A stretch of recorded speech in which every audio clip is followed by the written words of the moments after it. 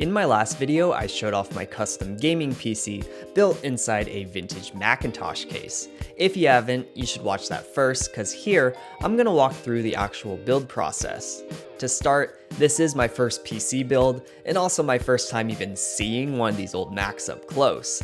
I'm not the first person to try something like this, but the couple I have seen are either kinda janky or more of an underpowered novelty. My goal here is to make it as clean as possible, well spec'd, and also built in a way that lets me still upgrade or replace parts. So let's get to it. My first step is to clean the body and really scrub out any marks from its 40-year-old life. I also used heat and isopropyl alcohol to remove the stickers since I'll be cutting up the backside later. With that done, we open the case by undoing the 4 screws on the back. The plan is to gut and strip the Mac down to the bare frame. I will say, though I'm defiling this piece of computer history, I would like to take a moment to appreciate the beauty of it. There's something about vintage electronics I love. The mix of digital and analog parts, the chunky components that give cartoonish proportions, and the large, intimidating warning signs. Very cool. I've never taken one of these apart, but I followed a very helpful video by the 8-bit guy tearing one down. It's pretty straightforward, but you just need to be careful of the high voltage components and try not to get electrocuted to death. Simple enough. I will also add, this particular Mac was non-functioning when I got it. I did not want to ruin a working one. Now, my idea for this build is to reuse as much of the original parts as possible. This most obviously includes the frame, because it naturally fits and mounts inside the case, but I also want to reuse this circuit board as a mounting surface since it too is already designed to bolt to the frame. Now, I don't own a soldering kit, so unfortunately I will have to resort to barbaric methods for stripping this board. I'll save you the gruesome cruelty though. Got the board clear, and check out how sparkly the backside is. What a beautiful shade of green. With everything gutted and cleaned, you can now see how the frame and board fit into the case. The last thing I want to do for the night is tear down these extra parts. I'm thinking I can reuse and cut this scrap metal for brackets. These factory right angles are going to be especially handy. It's a few days later and I got my first part, the screen. The original CRT is rounded, but I found this 3D printable adapter that not only mounts the screen, but also fills the gaps of the curves. My friend who printed this only had yellow filament, so later we'll reprint it with black. Now, one note is the original screen is 9 inches, but I could only find an 8-inch one, so there is a bit of gap on the edges. This may be a shocker, but there aren't very many options for small 4x3 monitors out there. But I figure I'll just fill the space with some rubber later. Another thing I've noticed is I don't think this adapter was designed for the Macintosh SE specifically, because the bottom screen mounts hit the frame, so I'll have to cut them off and find a different way to secure the bottom half of the screen later. I do not want to cut the frame unless I have to, because I can't easily replace it. Now, before I go spend over 1,000 on PC parts and try slapping them in, I want to have a plan to make sure they'll actually fit. So I've gone and cut these mock-ups using measurements I found online. With these I can experiment with different placements in the frame and body. But it's also really important to make note of where the different ports and wires go to. I'm thinking something like this makes the most sense initially, the motherboard vertically on this board, the graphics card vertically on the opposite side, and the power supply tucked against the screen in the middle. This will leave room for a 140mm intake fan on the bottom, which should really help with cooling, and a 120mm exhaust fan can also fit on the back. At first glance, the graphics card has the strangest position. Usually these plug directly to the motherboard itself, or at the least mount horizontally to run their ports to the back of the case. However, the Macintosh is taller than it is deep, so to fit an RTX 3070, it has to be mounted vertically like this. Luckily though, the frame has a bit of space below that should be enough to run an HDMI extension cable out to the back of the case somewhere. This layout also should have decent enough airflow and should leave some space for a slightly larger graphics card in the future too.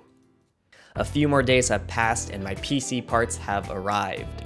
I have everything major but the graphics card, so I should be able to boot something by the end of the day. I'm actually even skipping work for this, so I gotta make it worthwhile. To start, I'm thinking I'll first get the motherboard mounted to the frame. To do this, I really need to double check the case and line it up in a way it won't interfere with anything. To mark the screw holes, I'll cut the corners off this foam and use a marker. It's really important to get these as straight as possible, because if any of these holes are off, then the whole board has to be moved and new holes drilled. Just went out to the shed and drilled the holes. I got these standoffs in place and can screw on the motherboard. Before I move further with the motherboard, I want to cut the hole for the rear ports. My plan is to trace a rough outline and use this hacksaw to cut something smaller than I need. I'm gonna do this out in my apartment shed. It's pretty crammed and literally freezing outside, so I'm gonna skip filming it, but I promise it's not that interesting. Here's my rough cut. You can see the saw isn't exactly the easiest to control, which is why I cut smaller than needed. From here, what I'll do now is take the saw and metal file and just shave away at the edges until we get what we want. The key is to go bit by bit and keep checking the fitment to make sure I don't overshoot. I'll also mention, if you do this, be sure to wear a mask during any of the cutting or drilling. Lots of particles floating around you don't want to breathe. And here's the finished product. The metal file gets the edges much smoother. I'm really happy with it, but there are unfortunately these gaps at the top and bottom from where the original holes were. They don't bug me too much, so I'll just leave them, but I could fill them with some rubber if I really wanted later. With that, I can do the actual PC building and assemble the motherboard. I'll be totally honest, I'm just following a tutorial for this part. I mean, this is my first PC build. Hey, maybe I'm a noob, but at least I'm not a liar. Out of everything, this is probably the most straightforward and generic part of the project, so I'll just skim over it. You can find thousands of videos of people doing basically the exact same thing. And there you go.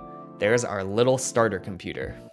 For now, I'm just gonna place the power supply loose on the frame, and I also got this power switch I'll throw in too. With all that, I should be able to boot this up and install Windows. Alright, I've been troubleshooting this for like 2 hours now. I got halfway through installing Windows, but after a restart, I just can't get the thing to display anything, just a black blank screen. I've basically rebuilt the PC a second time thinking I'd messed something up and still nothing. After all my panic and research, I finally figured it out. So no screen signal from this monitor, but it turns out if I plug in my second identical monitor instead, then bam, it works. What the actual hell? What a waste of time. After the final Windows install, both monitors work, so no idea what happened. But hey, we have a computer. It's about a week later and I have the graphics card. It's a dual fan RTX 3070, so plenty of power but in a small size and in my budget. After looking at everything, the GPU should fit as planned, and I'll place the power supply this way to leave room for wires and a potentially thicker graphics card someday. Before I mount these though, I want to install the case fans so I can make sure there's enough clearance. A 140mm exhaust fan will actually fit here, but I don't want to risk weakening this area too much, so I am going to go with a 120mm. But I'll place it in a way I could drill larger and install the 140 if I feel the need to. To make this cut, I got a hole saw. On one hand, it's the cleanest and easiest way to do this. On the other hand, I am probably never going to use this thing again. Looking good, basically as clean as you can get a massive fan hole to be. I'm gonna order another one of these grills and place one inside to protect any loose wires. For the intake fan, I spent a lot of time thinking how to make this work. Originally, I was gonna have it along the bottom of the case, but it turns out it's too thick, so the frame would hit it when sliding over. The rear part of the frame is thick and structural, so I don't necessarily want to cut it. My solution is kinda complicated to explain, but you'll get what I'm going for as it comes together. First, I'm gonna line the fan up in a spot it won't hit anything, then cut a large hole for it. Again, I'm just using a hacksaw and metal file to shape it. I'll just say now, this took forever to get through. After wasting my entire day on it, I finally have something to show. A hole in both the frame and this original stripped circuit board. So here's the test of my master plan. The board slides under as it's designed to, then the fan comes in from the top, and bam. Okay, that looks like it actually belongs there. The flap at the top is to hold the power supply, by the way. Overall, I think that's a pretty clever solution and basically as much intake airflow as you can get in this case. Lastly, I need to cut the case fan hole. With the fans in place, I can now prep the frame for the graphics card. Because the graphics card is mounted vertically with the ports facing the bottom rather than the rear of the case, I rigged up this extension cable to relocate the port. I also did one for the power since the PSU is in a similar situation. This top bracket and hole was already there, but the bottom one I had to mount and cut myself. I'm only doing one HDMI for now, but what's nice is if I wanted to, there is room to upgrade to a second port later. For the graphics card, the main thing is I want to push it as far forward as possible so I can leave space for a larger card in the future, but I also don't want to put too much pressure bending this thick cable. I think around here is where I feel comfortable. I cut the frame and made this little bracket that the graphics card can bolt up to.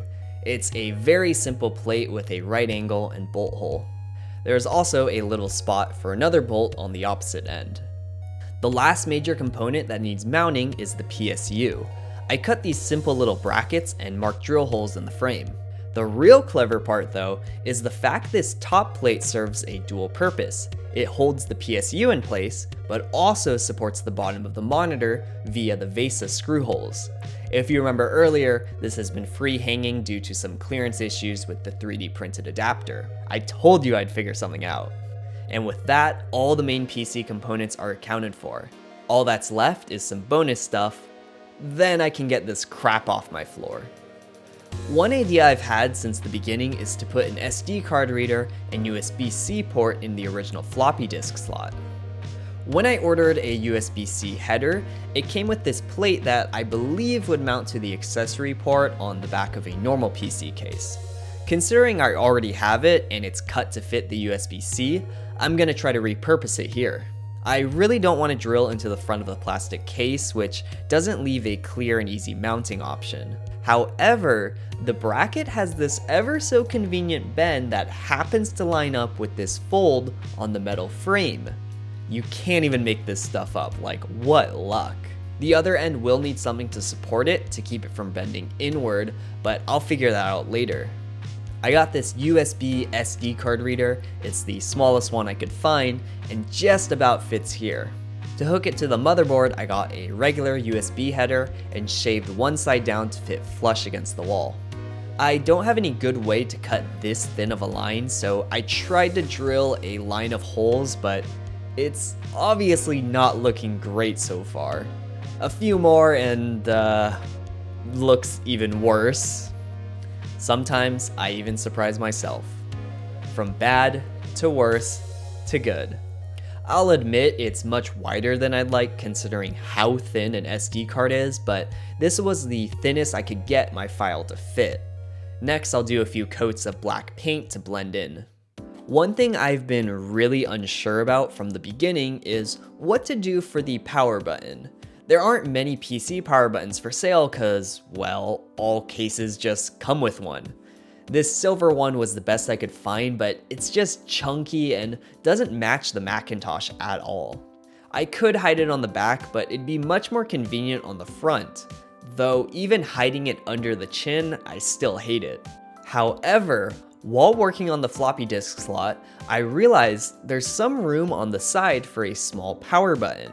I started thinking up ideas on how I could modify and rig up my own custom power switch, but then I saw this pile of keyboard switches I had literally sitting on my floor. They're left over from my Keychron keyboard when I tried a few switch options. And what do you know? It happens to fit perfectly. So I'm gonna disassemble one and wash off all the lube. I don't want to leave oil on my finger, and it should be fine dry since it won't see much aggressive action anyways. I also painted the case black and cut the square edges off the switch to fit a circular hole better. Also, check this out. Turns out the PSU just happens to line up perfectly to hold up the end of the bracket, so I don't even need another mount after all. This whole thing has been one miracle after another. To attach the SD card reader and switch to the panel, I'm gonna use hot glue. I have been avoiding glue this whole build because I don't like that you can't easily and reattach it like you can bolts, but I can't think of any other option here, and these are all readily available on cheap modern parts, so I think it's okay here. Check it out. Pretty sick. For the power button, I cut the wires from the generic power button and soldered them to the keyboard switch. These will then run to the motherboard. One thing I regret now is the fact I didn't paint the SD card reader. The gray stands out too much. So I just quickly masked it off and sprayed it. Not ideal, but it works. A quick other improvement to knock out is surrounding the screen with this adhesive rubber trim that will fill the tiny gaps on the edges. I also got the black 3D printed adapter too now. I've gone back and forth on this idea because I wasn't sure how feasible it'd really be in this already crammed case, but I've decided I want to install speakers to make the computer a true all-in-one. These little 5-watt 2-inch speakers were all I can measure to fit, so they may not be the best, but I think the brag is worth it regardless. The amplifier has a volume knob, but I shaved it down just right to now fit the original brightness wheel. The floppy disk slot is one thing, but this is pretty next level. Getting this to line up just right is easier said than done, so I'll have to be very careful. I wish I could even explain how I pulled this off, but it really was just a long thin marker and steady precision. Like, I cannot emphasize how hard it was to line that up just right there, especially how far away from the board it is. You can see I used lots of spacers to compensate. Overall, it looks great though. The fitment is a little more recessed than the original, but I'm more than happy with it. It's worth mentioning the case does have a spot for a 2-inch speaker right up front, but it's only one and the SD card reader hits it, so either way, it's unusable.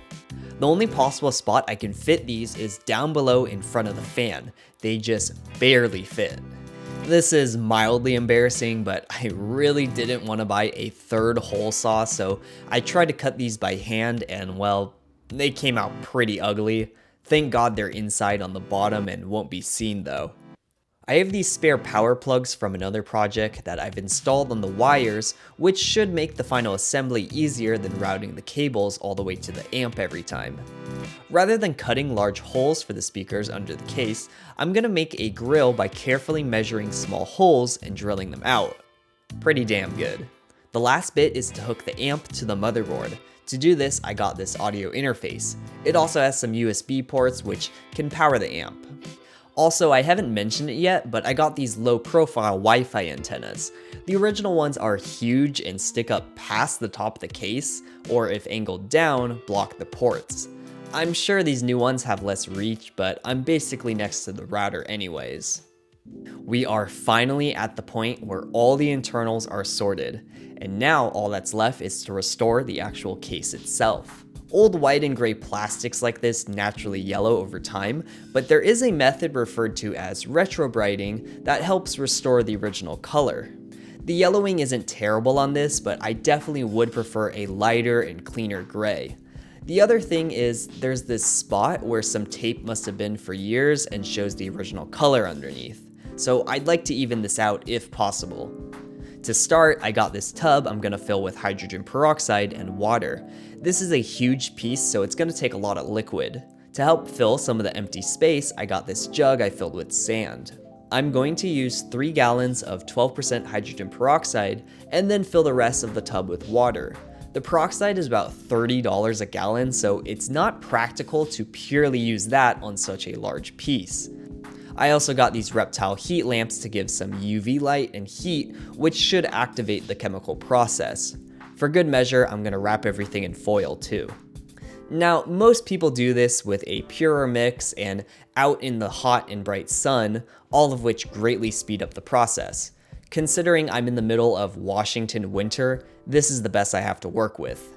It should work fine, but take a lot longer. I've been checking on it and rotating it a few times a day, and after about 48 hours of soaking, this is what we got. The front piece is unwhitened for comparison, and you can see just how big of a difference it made. Honestly, it kind of makes me shocked I even thought the yellowing was fine to begin with. The tape spot is better, but also probably whitening too. I still do think it should even out more at some point, but considering this is the last thing to do, I'm getting pretty impatient, so I'm gonna just accept it and move on to the front piece now. Man, if I knew this would take this long, I would not have saved this for last. I should have been doing this while waiting for parts to ship.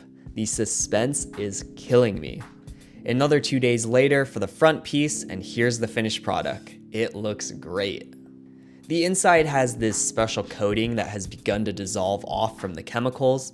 I knew this would happen, but it seems my mix wasn't strong enough to strip it completely, which looks odd. So I just used some sandpaper to smooth it out a bit, and I think it looks cleaner, even if it's not perfect.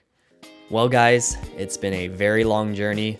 Just about a month ago, I got the Macintosh in the mail, and now here we are. It's time for the final assembly.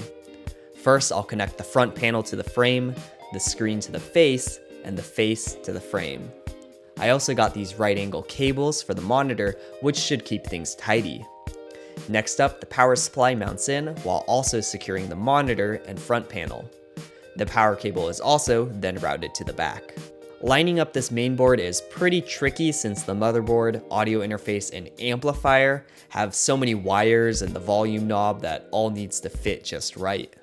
The easiest way to mount the graphics card is to turn the whole case on its side so it can reach the screws on the bottom. And of course, this thing has plenty of its own cables adding to the mess. One to the motherboard, one to the HDMI port on the back of the case, and one to the built-in monitor. The hardest part of this assembly is this bottom board. There's very little room for the wires to snake around the speakers and fan, and even the fan itself just barely fits, so there isn't much wiggle room to slide the board in place. The exhaust fan on the back of the case is luckily much easier. And here we go, the moment of truth. All that's left is to slide it together. The Joshintosh is born. It's crazy to think this all started with just some cardboard, and now here we are. A fully functional PC, and a pretty beefy and stylish one at that. If you want to see the computer and all its features in action, check out my first video on it if you haven't yet. Thanks for watching.